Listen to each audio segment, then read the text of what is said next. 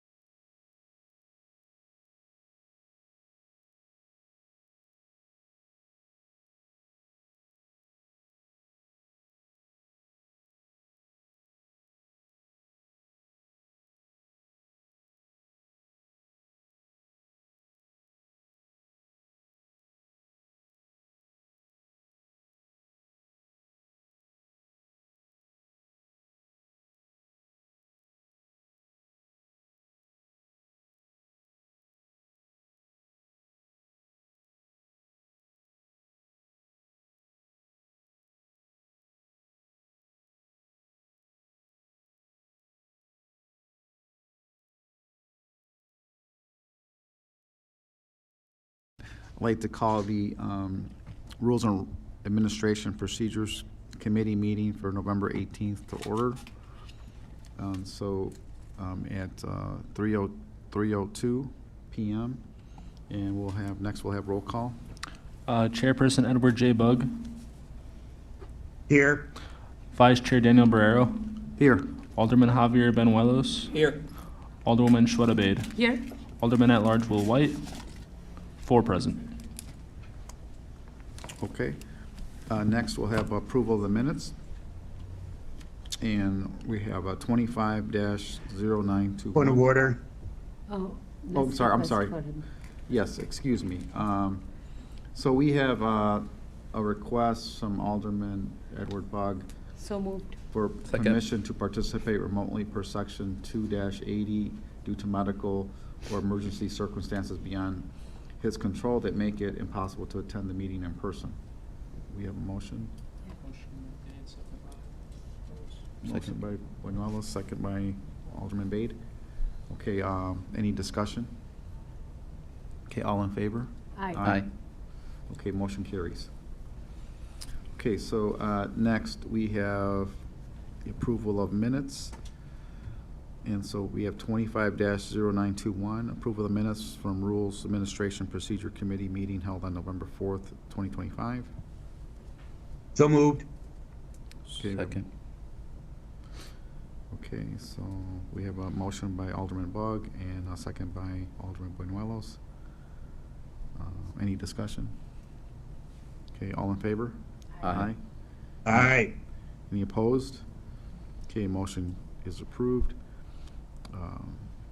Next, we have 25-0942, We have approval of the minutes for the Special Rules Administration Procedure Committee meeting held on November 7th, 2025. So moved. Second.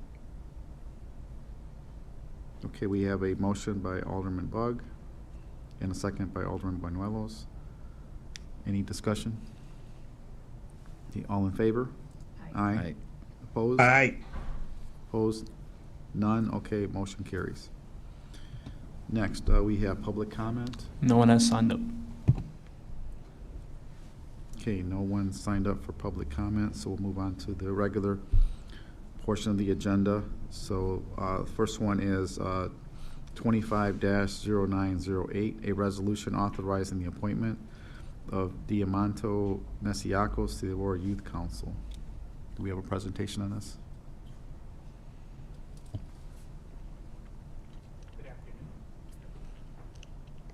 Good afternoon. Simon Rodriguez, Youth Services Manager. No presentation, just wanted to give a little bit of insight into this next appointment. So Diamanto comes to us from Rosary, so she'll be filling that vacancy upon approval and appointment. And currently that leaves us with only 2 vacancies for this board, and that would be one each from Batavia High School and Aurora Christian. If there are any questions from Sorry, the- how many vacancies did you say? There are, after this appointment, there will only be 2 remaining out of the 17. Okay, because I think, sorry, Chair, can I ask? a Go ahead. question? Thank you, Chair. Some students from Mattia asked me like if Yes. if they can still continue to apply. They may apply, it's just, Mattia, there's something about the Mattia students that you should be very proud of them. The most applications we get for the Aurora Youth Council come from Mattia Valley High School, which is great, but that means that we rarely have vacancies. So, and there's 2 vacancies for that school in particular. What we do is we keep the application, so we do want students to apply. We do let them know that there isn't a vacancy, but we'll inform them when there is one. And then that way we can then interview them, and we will go in order of applications received. So we do have I guess you can call it a wait list from Mattia Valley students. And how many seniors will be graduating in May? For Mattia Valley this year, well, we have one student who's a freshman, so if all works well, she'll be here with us for 4 years. And then the other student is a junior. So we have 2 years. So there'll potentially be at least 2 years until we have a vacancy for Mattia.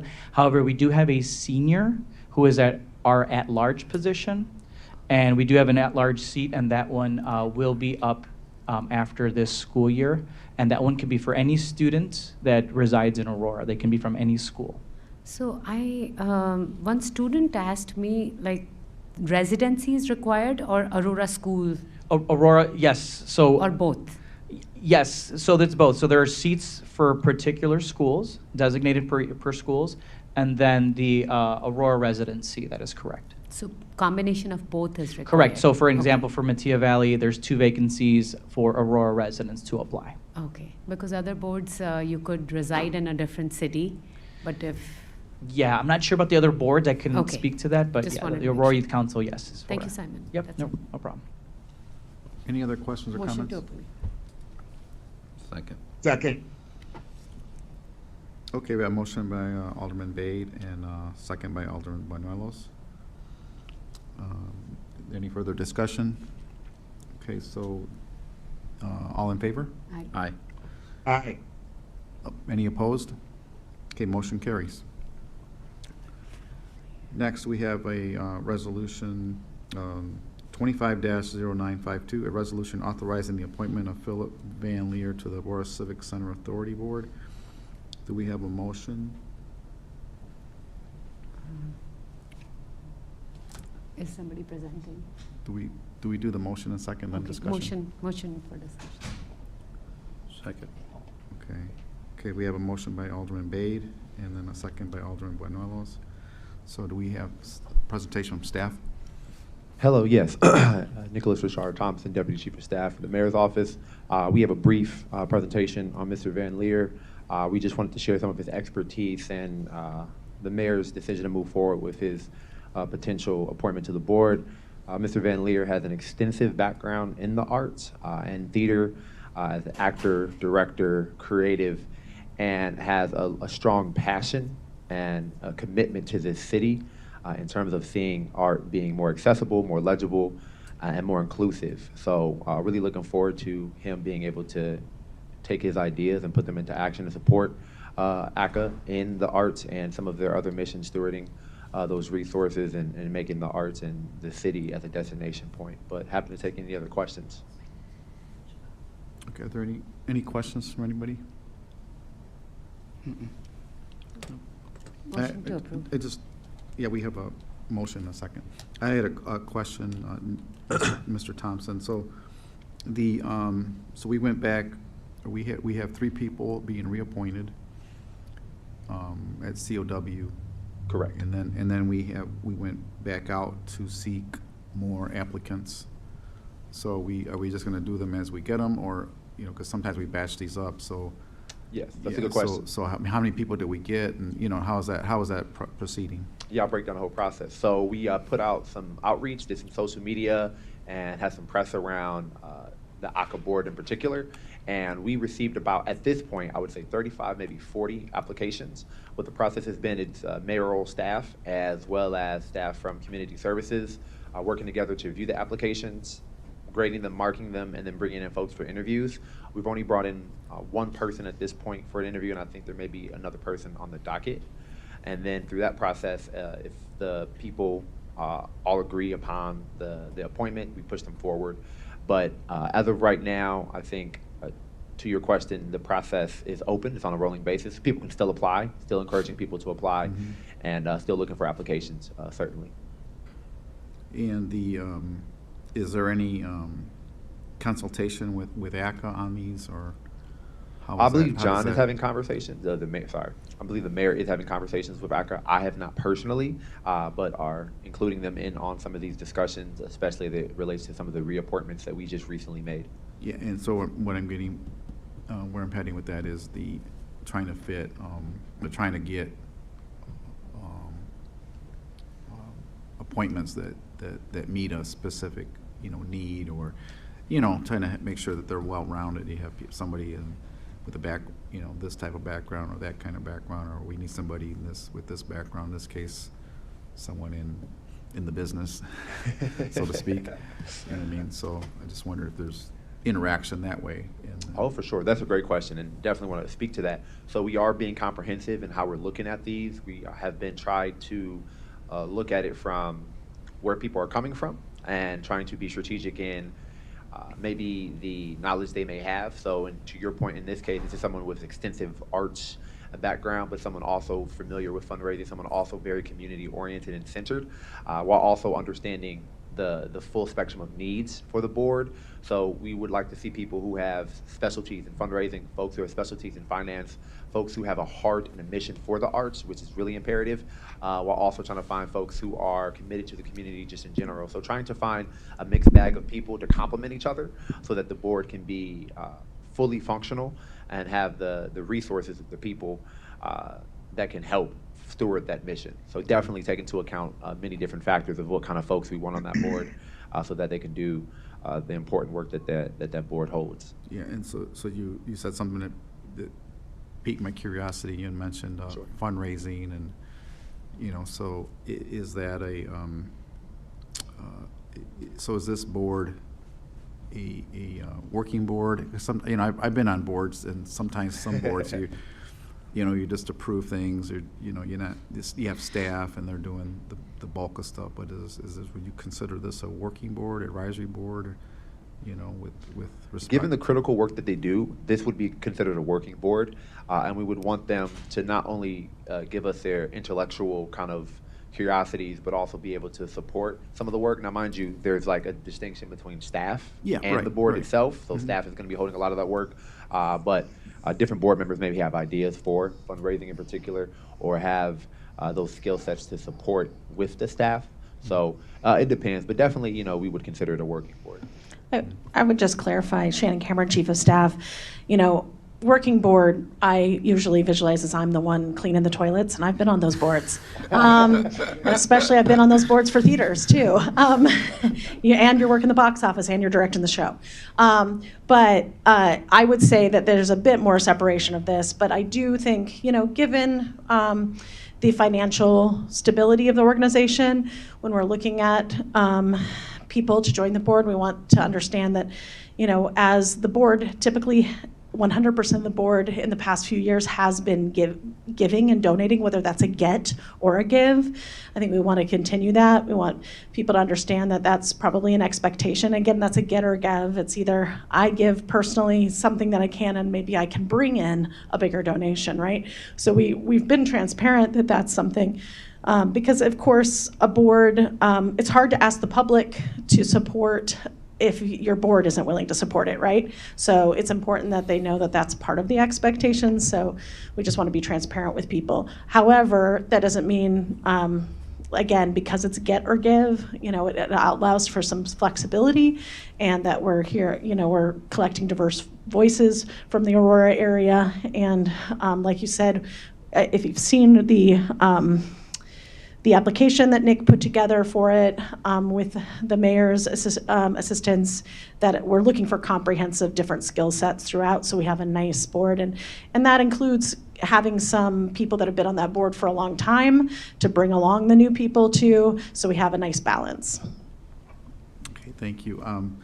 Chair, I have a I- question if do you're- you have- did you have yeah, a- If you don't have any other question, I can ask. If you have, then I'll Did wait. you have a question? Yes. Go ahead.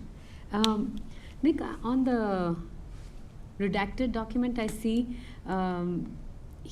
he applied for advisory commission on disabilities, Correct.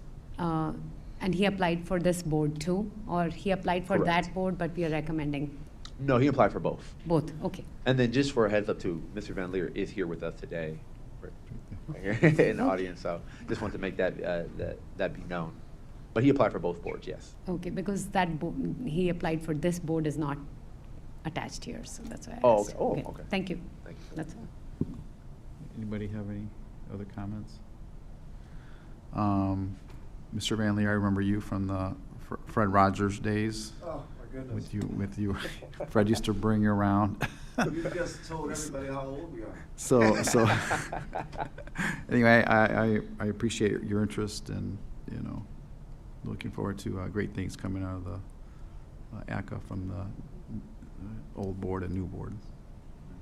I don't have any other questions, so since you're here, I don't know if you wanted him to say something or not. Yeah, It's maybe if you not would like to say necessary, something, Ms. but- Van Leer, please step to the but podium. since he's here. Thank you. It's been so long since I've actually been in this room, but it's great to be here. Thank you so much for inviting me to be here for this piece of the procedure. Very quickly, there was something I heard yesterday from the new Pope.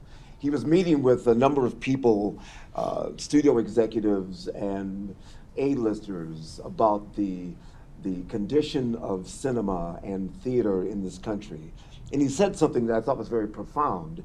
He said that the value of a community is often represented by the quality of its culture and its arts. In that, we often find ourselves at the point of tears, not because we're bemoaning the condition, but because we've been so moved to a new emotion or a reality or resolution or a revelation of how important the arts are to that specific community. During the interview process last week with the mayor and his staff, they asked me, what does that mean to me in terms of being part of ACA? How does that relate to your commitment to the city? Aurora, as you know, and you've known me for a while, Aurora is a very important city to me. It's where I formed my artistic background. It's what forged me to have a 40-year career in television, theater, and film. And Aurora was such a major part of that.